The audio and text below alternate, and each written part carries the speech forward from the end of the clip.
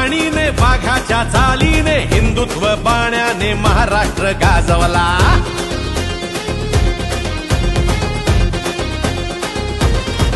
हो धगधगत्या वाणीने वाघाच्या चालीने हिंदुत्व बाण्याने महाराष्ट्र गाजवला. रणरणत्या वाटेने निधड्या तू छातीने रात्रंदिन कष्टाने महाराष्ट्र गाजवला. घेतलास तू वसा धर्मवीरांचा.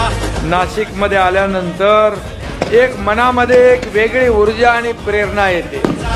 मराठी मातीचा हिंदुत्वाचा एकनाथ तू.